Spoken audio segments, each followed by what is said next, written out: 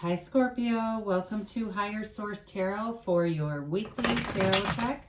This is for the week of December 13th through December 20th for all Scorpio.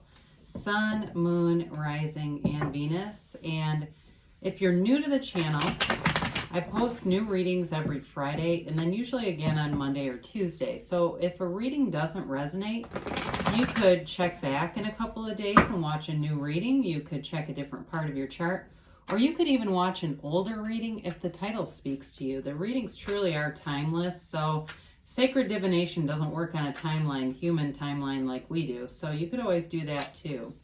If you haven't subscribed yet, I'd love to invite you to join us and subscribe. That will also help you to know when new readings are posted. And if you tap the bell, you'll know right away if a new reading has been posted. So let's begin and get the guidance, please, for Scorpio, Sun, Moon, Rising, and Venus. What does Scorpio need to know, please? What messages do you have for Scorpio? All right, well, so we'll begin with our tarot reading here. Then we will do an Angel Answers Oracle card reading. You can ask a yes/no timeline on those. So we begin here with the Seven of Swords, the Nine of Wands, the Four of Wands, the Empress, the World, the Two of Cups, the Seven of Pentacles, and the Two of Swords. Well, right away I got, you're done putting up with somebody's BS, and you've got really nice aspects here, though. I do feel like whatever conflict you're dealing with is fairly minor, but I feel like there's a little bit of an indecisive element to it. Like there's somebody here, it may be a relative even, or a very close friend. It seems like it's somebody who's fairly important to your inner circle, and it's tough to cut them out. I do want to say you've got great aspects for love here, and you do have nice aspects for money too, but I do wonder if that Seven of Swords has an influence on money in terms of either somebody who keeps borrowing money and not paying it back, or it's a work-related thing. You have here two major arcana. We love to see those. You've got Air, Libra, Gemini, Aquarius. You've got Fire, Aries, Leo, Sag. You've got Water, Pisces, Cancer, Scorpio. And you've got Earth too, Capricorn, Virgo, and Taurus. So the Seven of Swords that shows up here, it feels like somebody is very self-centered, and they are the kind of person who manifests from the solar plexus level. They manifest by taking from other people, and so nothing ever really sticks for them. And really, if you can't completely separate yourself from this person, as you watch them, the universe will put things in order for them, all right? We are mirrored by the universe. Everything around us is a reflection of what we are, and we become our thoughts. So for some reason, you're manifesting this person in this form, and it feels like it's probably part of your belief about them. So that's a huge part of this. But with the Seven of Swords, they also might be engaging in talking about you too. And I know that's hard because we get into wanting to confront people, but really it brings our vibration down. And those of you who like Abraham Hicks, Esther and Jerry were interviewed about being cut out of The Secret. If you've never seen that, they talked about they could have sued Rhonda Byrne, the creator, for a lot of money, and didn't. They had a contract and could have gotten money out of that and didn't, because they felt it would have lowered their vibration and wasn't worth their time. So it's kind of like not worth your time with this individual, whoever it is. But I do feel like they've done a number on you, and it's been exhausting dealing with whoever this ass is. They've got, the Nine of Wands here. You've got a bit of a protective wall around you with whoever this is. And that's always kind of a red flag. Whenever we have to put up our guard when we're around somebody, that's a strong indicator that they're not a vibrational match. And then this person might be a bit of a hanger-oner too, where they're always negative, always it's just not fun interacting with them because they want to, talk about themselves and their past issues. And it's just like, God, move forward or go away, And so when you're around them, it's like you've got to kind of enclose yourself and get braced for whatever they're going to deliver. I love it. Somebody says, this is my mother-in-law you're talking about. But with this, they have wounded you. And I feel like the first couple of times you may not have seen it coming, and now you've kind of grown to expect that's who they are. But then this vicious cycle of that is that's how they show up too in your experience with you. So for some of you, I mentioned mother-in-law, you've got a marriage card here too. So very well could be an in-law or somebody through if it's not a marriage for you, through a significant other too. This is also a possible connection why this is here. You do have a soulmate energy here though. I mean, there's no doubt about that. So now that we're off of the conflict, let's talk about the nice aspects of this reading. You've got the soulmate energy with the marriage card, with the 1111 card, and of course with a brand new cycle. And it really is a cycle that brings in an amazing feeling of abundance, and it's a new lease on life for somebody here. So even if it's a reconciliation, I don't feel the reconciliation is tied to that Seven of Swords in terms of I don't feel like that's who you'd be reconciling with if that's for you. The Four of Wands is also telling you that you are manifesting. This is a byproduct of manifestation in the 3D world. And so you may start to see synchronicities around you, such as the master numbers 1111, 333, 444. And just having those synchronous events. I had one the other day where I thought of, oh God, what is it called? Like a genie out of a lamp. I thought of the lamp. And the next thing you know, it was probably 3 days later, I had a video recommended to me and the guy was standing there holding a damn lamp. I mean, how many thumbnails are people holding a lamp, and where did he get that thing from? Because it was an actual lamp. So anyway, with this, so you may be seeing synchronicities. In terms of a relationship, though, it's solid, it's steady, it's stable. And for some of you, if it is related to that Seven of Swords and that's an individual connected to your soulmate, there may be a conversation about that. But I do feel like it liberates you from the circumstance. Like whoever you're with, if they're connected to this, will put up good boundaries. They won't allow you to be kind of fed to the wolves with this individual. They'll set a tone for things if needed.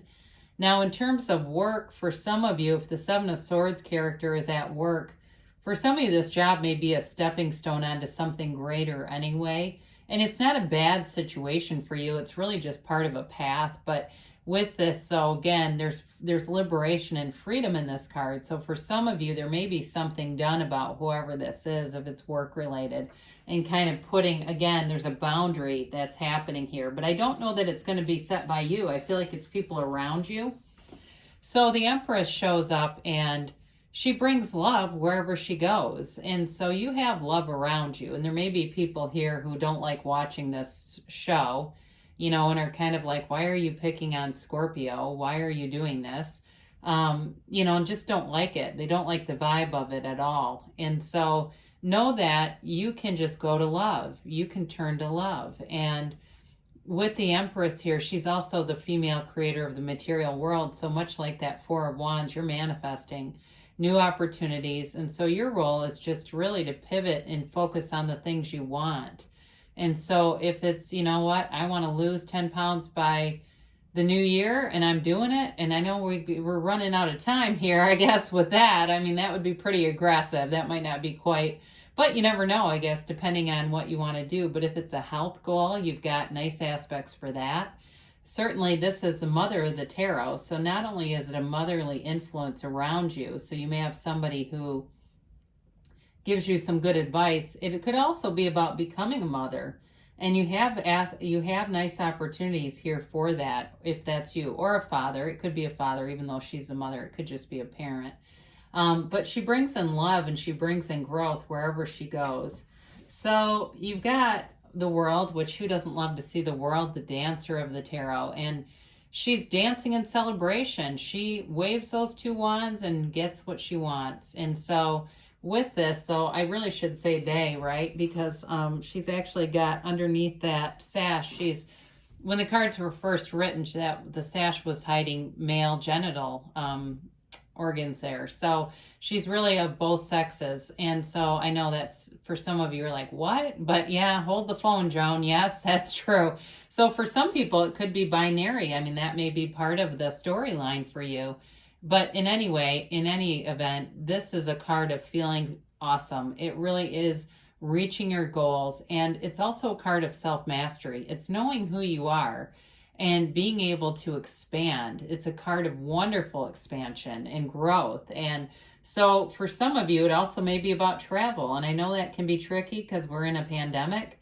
And where I live, there are states that are completely open. There are states that are, all but shut down still. So some people in the all but shut down places are trying to get out because they want to have some experiences. So for some of you, you may be traveling, and that's part of the card. So in any event, with this, so it's a great card to have in any reading. It's a new, expansive cycle for you. And like I said, it's a new lease on life for somebody here, especially if there's been health stuff. So with the Two of Cups, you've got a soulmate here. And it's somebody who can't imagine doing life without you. Again, they were going to stand up and protect you if needed. They're going to look out for you. If it's somebody new you're drawing in, they're a fantastic match for you. But if you're still waiting on it, you're waiting on a reconciliation, you've got opportunities for this to happen. It just is about believing it can happen.